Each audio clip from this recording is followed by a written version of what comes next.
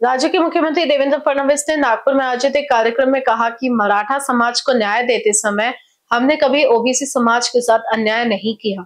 उन्होंने स्पष्ट किया कि उनकी सरकार ने कभी जात पात का राजनीति नहीं की, बल्कि हमेशा सभी समाजों को न्याय दिलाने का काम किया है।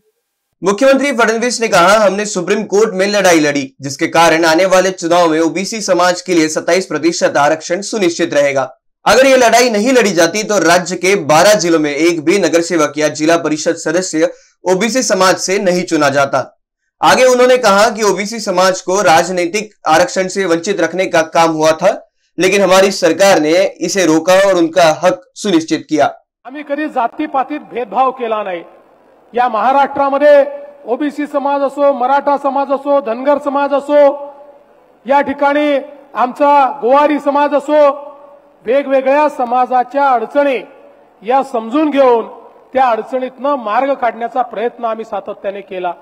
आणि आजही आमचं ठाम मत आहे, या महाराष्ट्रामध्ये मराठा समाज असो, ओबीसी समाज असो किंवा इतर सगळे समाज असो, आपण सगळे हे छत्रपती शिवरायांचे मावळे आहोत।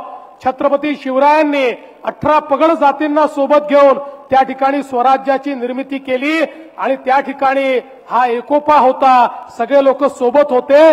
म्हणूनच छत्रपती शिवाजी महाराजांचं स्वराज्य हे या देशामध्ये आपल्या सर्वांचं पहिलं असं राज्य ठरलं की ज्याने गुलामगिरीच्या बेड्या तोडल्या।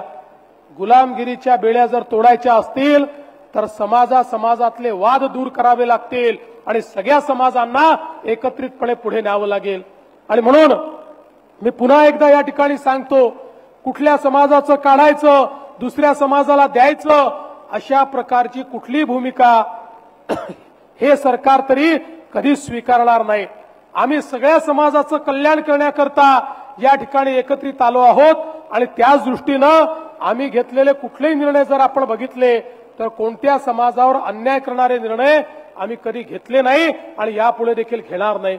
म्हणून मी आपल्याला निश्चितपणे सांगतो, ज्या ठिकाणी मराठा समाजाला न्याय देण्याची वेळ आली त्या ठिकाणी मराठा समाजाला न्याय दिला, पण मराठा समाजाला न्याय देत असताना ओबीसी समाजावर आम्ही कधीच अन्याय केला नाही आणि ओबीसी समाजाच्या पाठीशी पूर्ण ताकदीने आणि खंबीरपणे आम्ही उभे आहोत। यापुढे देखील मी आपल्याला सांगू इच्छितो, महाराष्ट्रामध्ये वेगवेगळ्या समाजांचे प्रश्न आहेत, हे सगळे प्रश्न सोडवण्याच्या दृष्टीनं आपलं सरकार हे सातत्याने पुढाकार घेईल आणि निश्चितपणे प्रत्येक समाजाला पुढे नेण्याचं काम आपल्या सरकारच्या माध्यमातून होईल।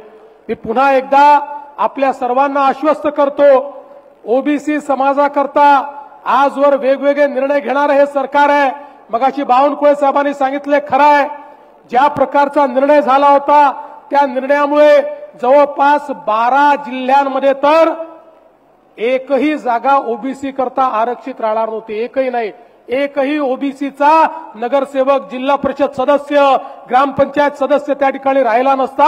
आम्ही सुप्रीम कोर्टामध्ये भांडून त्या ठिकाणी बाजू मांडून संपूर्ण 27% आरक्षण परत आणलं आणि आज महाराष्ट्रामध्ये आता ज्या निवडणुका होऊ घातलेल्या आहेत या निवडणुकांमध्ये प्रत्येक जिल्ह्यामध्ये 27% ओबीसीच्या आरक्षणासहितच या निवडणुका या ठिकाणी पार पडतील आणि आमच्या ओबीसी समाजाला त्या ठिकाणी राजकीय आरक्षणापासून वंचित ठेवण्याचं जे काही षडयंत्र झालं होतं त्यातनं बाहेर काढण्याचं काम हे आमच्या सरकारने या ठिकाणी केलं आहे।